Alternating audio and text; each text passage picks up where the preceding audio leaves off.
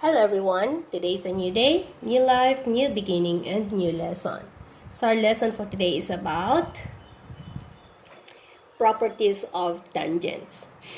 Specifically, we have the theorem, tangent segment theorem, and the line tangent or tangent line theorem.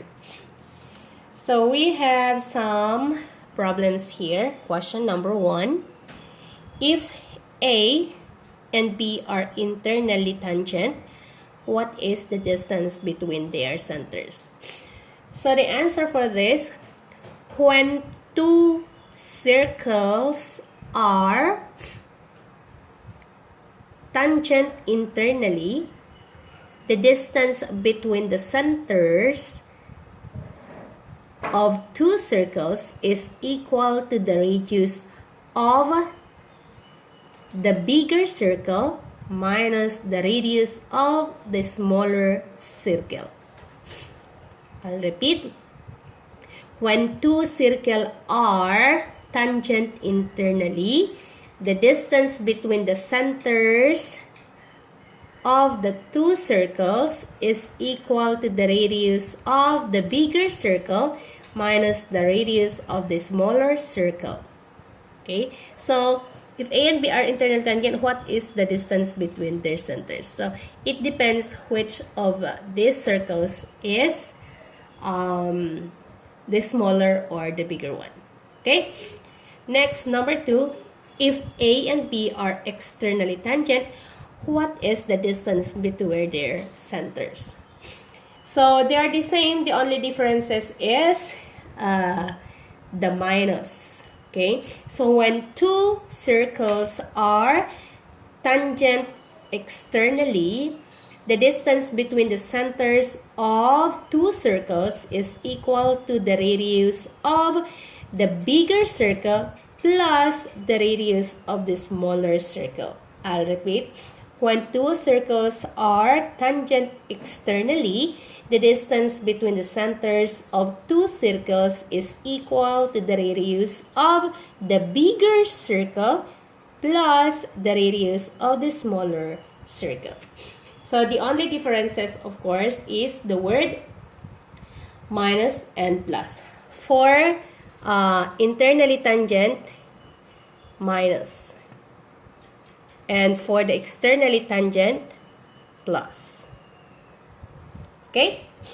Okay, so in letter C, given AB and AD are tangent to circle C. Find the value of x. So, these are the tangents. Circle C is the name of the circle. So, in example number 1, using the theorem tangent segment theorem, it states that tangent segment to a circle from a point outside the circle are congruent, and the angles between the segment and the line segment joining the external point to the center of the circle are also congruent. So in our example number 1, so we're going to find the value of x or the variable. So in example number 1, we have here 5x squared plus 9 is equal to 14. So let's do it.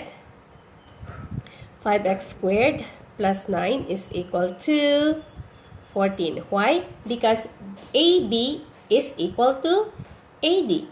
I'll repeat. AB is equal to AD. That's the theorem, tangent segment theorem states. Ang line segment na AB at ang line segment na AD ay congruent daw or equal. So, equate natin ito equally. Okay? So, let's continue. 5x squared is equal to 14 minus 9. So, 5x squared is equal to, bakit naging minus? Kasi ililipat natin sa kabila, magpapalit na tayo ng sign. So, 14 minus 9, we have 5. Next, divide both sides by 5. Cancel. So, x squared is equal to 5 divided by 5 is equal to 1. Tanggalin natin ang square root, square. So, lagyan natin square root both sides. So, x cancel na. X is equal to square root of 1 is equal to 1. Therefore, our x is equal to 1. Nakuha? Okay. For number 2, pareho lang. So, we have AB is equal to AD. So, ang AB natin ay 2x plus 7 is equal to, ang AD natin ay 5x minus 8. 5x minus 8. So, combine like terms. Doon tayo sa mas malaki. 5x, ilipat si 2x sa kabila, magiging minus 2x. Then, copy si 7. Ilipat si negative 8 sa kabila, magiging positive 8. Next, 5x minus 2x, we have 3x. Then, 7 plus 8, we have 15. Divide both sides kung ano man yung katabi ng variable para maiwan si variable mag-isa. So, cancel na siya. So, x now ay 15 divided by 3, 5. Therefore, ang ating x ay 5. Nakuha? Okay, so madali lang, di ba? Last but not the least, the same lang, we have AD is equal to AB.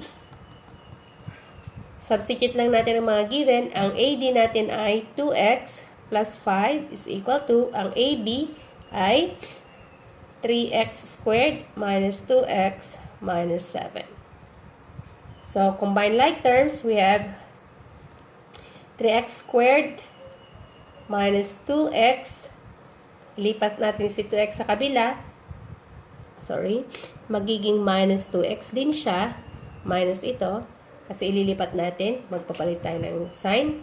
Minus 7. Ilipat din si positive 5 sa kabila. Magiging minus 5 is equal to 0.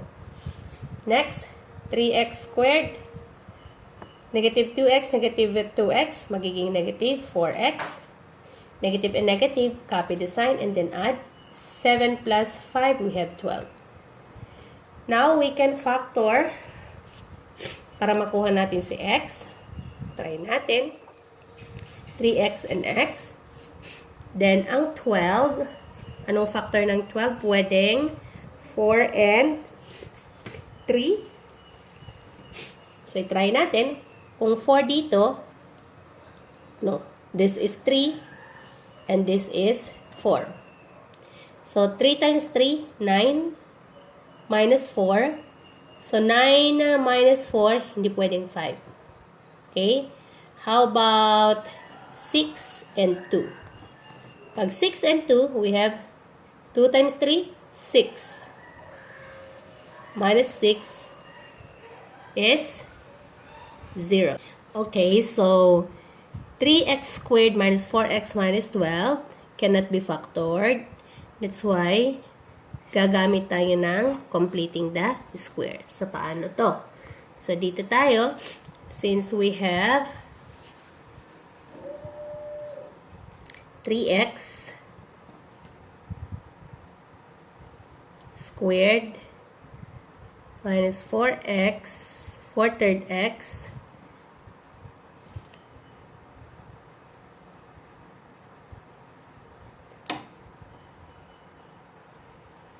minus 12 over 3. Why? Because we're going to divide this into 3. The first numerical coefficient of the x squared. So, we have now x squared minus 4/3 x. This is minus 4 is equal to 0. So, completing the square, equate natin ito. Ilipat natin ito sa kabila. So, x squared minus 4 third x plus is equal to 4 plus. Okay? Anong gagawin natin? Yung gitna divided by 2. So, we have negative 4 third divided by 2. We have loss of dividing a fraction, get the reciprocal. So, negative 4 times 1, we have negative 4 over 3 times 2, we have 6. Negative 4 over 6, or in lowest term, we have negative 2 third. So, negative 2 third squared. Okay? So, we have now x minus 2 third squared. So, squared natin. So, we have 2 times 2, 4. Over 3 times 3, 9. So, plus 4, 9. We have also plus 4 over 9. And then, get the LCD. The LCD of this is 9 over 1. 9 divided by 1 is 9. 9 times 4, we have 36 plus 9 divided by 9 is equal to 1. 1 times 4 is equal to 4. Next, x minus 2 third square is equal to 36 plus 4. We have 40 over 9. Next, so squared ito, squared din natin to. So we have now x minus 2 third is equal to square root of 40. We have factor of 40 is 4 and 10. Square root of 9 is 3. Why? Because 3 is squared. Okay? So, x minus 2 third is equal to square root of 4 is 2. Why? Because 2 is squared. Cancel ang 2. Okay? So, 2 square root of 10. Ang square root of 10 andun pa rin kasi hindi siya perfect squared. Ilabas lang natin yung perfect squared. Over, cancel, we have 3. Since they have the same denominator, ang gagawin natin. So, lipat na natin ang constant. So, we have now x is equal to 2 square root of 10. Yung negative dito, magiging plus na siya. Plus 2 all over 3. Therefore, ang ating x ay 2 square root of 10 plus 2 all over 3. So, yan ang sagot ng number 3. Okay? Okay, guys. So, ganyan lang ang pagkuha or pag-apply or pag-solve ng variable, applying the tangent segment theorem. Okay?